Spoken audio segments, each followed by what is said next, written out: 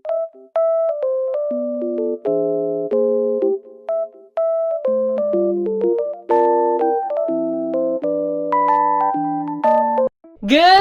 afternoon guys! Ayun, panibagong video na naman at I'm super duper happy kasi pero pagpasensyahan nyo na yung mga kalat na nakikita nyo sa aking likuran. Set up ko lang tong aking cam dito kasi ayun na naman, back to regular programming na naman tayo. Syempre hindi mawawala yung unboxing ng mga items. Actually, yung dalawa dito dumating kahapon, tapos yung tatlo dumating din ngayon, kanina pala. So, unahin ko na yung item number 1. At grabe guys, sobra ako na-happy kasi ang dami ko ng stocks ng chili eh. Kilala nyo naman ako na hilig talaga ako maglagay ng mga seasoning or especially ng pampaanghang kapag kumakain ako kasi yun yung nagbibigay sa akin ng na parang gana sa pagkain. Pero open ko lang tong isang box na sobrang filled niya talaga. Ayan, sana sana walang sira or wala man lang kahit anong damage sa aking item. Para naman, alam mo yun. Nahin ko na to. Actually, hindi ko rin kasi inaalog ko kanina.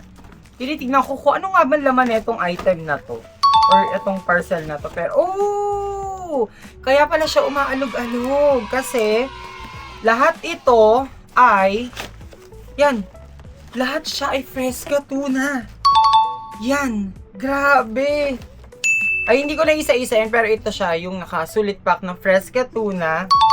Ayan, ilang piraso? 2, 4, 6, 8, 10, 12, 14, 16, 18, 20, 22, 24, 26, 20, 30 pieces of fresca tuna. Pero ilalabas ko na sila para isahang ayusan na lang. Ay, nahulog pa. Ayun, meron din ako inantay dito na chili. At ang kanyang expiration are March 20, next year pa. So, meron pa akong ilang months para makonsume siya. So, ito, alam ko na to guys, tissue. Kasi wala na akong stock ng tissue dito sa bahay. So, kailangan natin mag-replenish ng mga stocks dito sa aking room para naman, alam mo, komportable. Kasi minsan, alam nyo guys, share ko lang, nakapagkulang-kulang yung mga gamit dito sa aking room. Kunyari, walang wipes, walang alcohol. Although, wala pa ako ng order na alcohol. Pero soon, order ako ng alcohol. Alam mo yun, parang hindi kasi ako sanay guys na nangangapa talaga ako sa mga bagay-bagay. So, sa mga gamit, ganyan. Especially sa ulam. Lagi naman natin kailangan ng ulam. Ng pagkain, food. Pero yun, bumili lang ako ng tissue na 6 pieces. Lagay ko na sila here. Ano pa ba to? Ito, simulan natin. Ay, hindi pala. Para sa third parcel, ito. Yan siya. I think pepper din to. Ayan, pepper din siya. Oh, grabe, ang liit-liit pero sobrang secured ng kanyang packaging. So, ito lang siya. Yan, ito. Ano ba to? Carolina Reaper Pepper. Ayan. 2 piraso, 100 pesos yung isa. Pero hindi ko pa kasi natitikman. Na-curious lang ako kung ano ba yung kanyang lasa. Pero hindi ko siya titikman dito sa vlog guys. Kapag kakain ako, update ko na lang kayo kung masarap ba siya. Pero, ayan. Basta talaga pampaangang eh. G na G. Tapos ito naman, excited ako dito sa Gluta Capsule. Yeah. Excited ako sa aking Gluta Capsule na bago. Which is itong, ano ba? Hindi ka kasi gumagamit ng gunting. Ayan siya guys. Pero ito i-scan ko pa para malaman ko if legit itong Ohio. Ayan siya. Ohio X Lumin White from Japan. 2 piraso na yung aking binili. Pero mamaya i-scan ko para, kasi may napanood ako sa shop na i-scan daw para iwas sa mga peking items. Pero para sa ating last, this is the last order na, what is this? 5 peraso lang naman to. At, as of now, wala pa naman akong order ulit. Pero, ano kaya ito?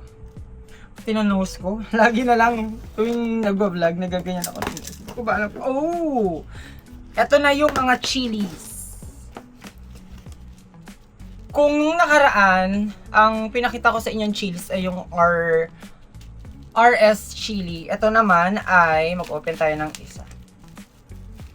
Ayan. Aling Vidang chili garlic oil. Yan, pero bibigyan ko na ito si Joy. Ay, si Joy. Oh, pero pwede naman, bibigyan ko rin si Joy. Ayan, chili garlic. So, yun lang yung mga items na in-unbox ko for today's video. At, yeah, see you sa next clip. Done sa aking first meeting for today. Ay, pumunta kasi ako dito sa pool area, dito sa may Ascot, dito yung aming meeting place. At, ayun, medyo naulan. Pero ayan yung itsura ng pool. Hindi ko sure kung may time pa ako na magala-gala sa Glorieta or somewhere dito sa may Makati. Kasi, wala pa akong kain. Hindi pa ako kumakain ng lunch.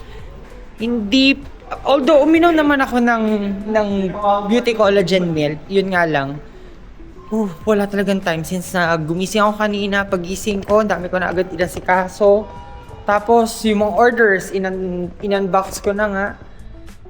At, wait, meron kaya akong trip kainin? Update ka na lang kayo. Since it's Saturday naman, so ayun, nandito na ako sa may Greenbelt. Pero guys, puntahan natin yung gitnang part na ito. Yung kanilang events area ba yun? Kasi ang dami na namang booth. Meron na naman silang bazaars na ang dami nilang binibenta. Ayun. Yan. Kanina, bago kami magkita nung ka-meeting ko, dumaan na ako dito. Pero sobrang bilis lang. Like, nag-ikot lang ako ng saglit para makita ko ano yung mga tinda. At unfortunately, meron akong isang brand na hinahanap pero wala pala sila dito. Ayan na. Ang gulo ng aking camera pero ayan, meron bila ng mga damit, headbands. Basta guys, ang dami perfumes, jewelries, mga collectible items. Meron nga dito yung ayan, pastillas. Tapos mga scented candles. Hindi tayo, hindi pala yun. Akala ko yung brand ng scented candles nung isang vlogger na akin pinapanood. Tapos, yun, dito sa likod, merong chili. Nag-iisip ako kung uwi na ba ako sa apartment ni Elle or ano ba hawak ko sa camera ko? Or kakain ako dito kasi hindi pa naman ako actually nagugutom since uminom ako kanina ng beauty collagen milk. Hindi pa ako dinadalo ng aking gutom pero kailangan makakain na ako kasi ang second meeting ko for today 7 PM. At I'm thinking of saan ba? Fast food or restaurants? I don't know.